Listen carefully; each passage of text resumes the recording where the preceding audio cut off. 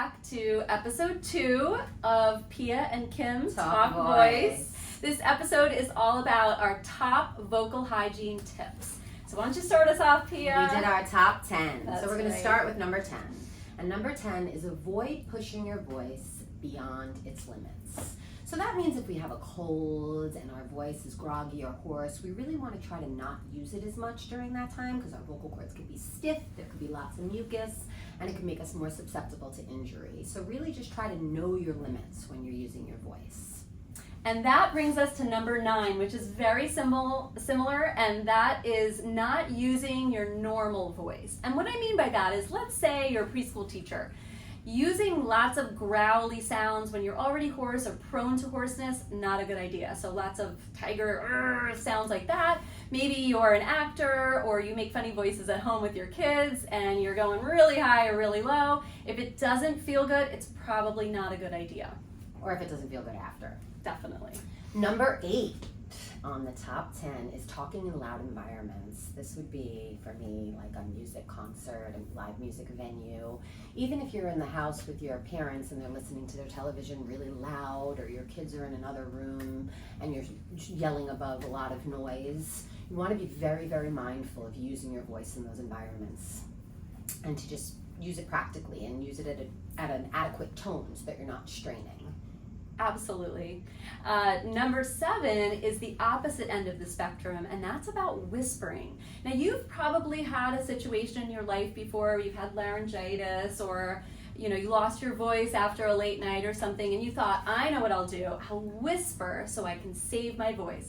It turns out that whispering adds so much strain to the voice, it's actually not a great idea. So avoid whispering, and if you still have some hoarseness, you should just take a voice rest.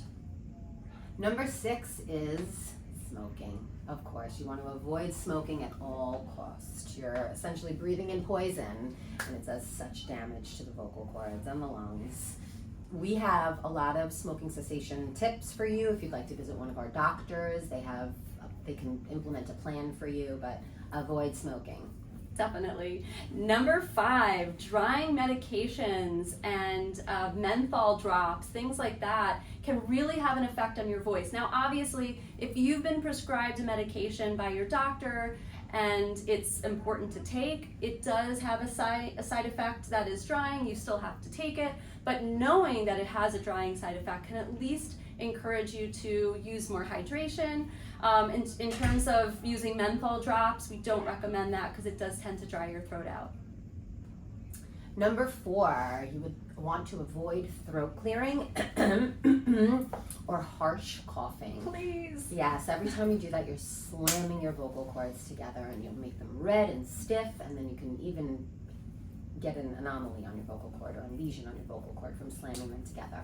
So we actually have a whole plan that you could follow that helps you to avoid the cycle of throat clearing. Because what happens is you feel something in your throat, you get instant gratification with that clear, but it really is just irritating the voice more, so it becomes this vicious cycle and it almost becomes a habit. So we want you to try to avoid doing that at all costs. That's right. I know a lot of people who excessively throat clear. Yeah, and they don't Sure even you do realize too. it. Yes. Yeah. All right, number 3, excessive talking too fast, without breathing especially. You know who you are out there, excessive talkers. It's not always going to end in vocal damage, but if you do talk a lot and then you have hoarseness afterwards, you need to take a break. And I feel like excessive talkers don't always know that they talk excessively. So help your friends out. Let them know. Number 2 is avoid yelling, shouting, and screaming, especially in excess. So of course, obviously, in times of danger, there's going to be a time that you're going to have to yell or scream or shout, but you don't want to be doing that on the regular. Again, it's just like the cough or the throat clear. You're slamming your vocal cords together, and you're just going to set yourself up for an injury. Absolutely. Which brings us to number 1. The number 1 vocal hygiene tip is to hydrate. Now, there are actually 2 ways to hydrate. You can hydrate systemically, meaning drinking fluids, and you can also hydrate topically. So of course we want you to hydrate to the point where you feel hydrated and you don't feel like your throat is dry, or you're maybe having to clear your throat a lot. But also, if you feel very dry in the morning, or at night, anytime really, many people do feel dry in the morning, maybe you're a snorer, you can boil a pot of water, let it steam, and then breathe in that steam through your mouth for a few minutes, and that will topically hydrate your vocal cords. So just make sure you're hydrated, and you know what? If it's water, great. If it's not, fine. Just hydrate. I like to think of the steaming as giving your vocal cords a bath. Yeah, definitely. All right, well, that's it for our top 10 vocal hygiene tips. I hope you've learned something, and stay tuned for our next episode.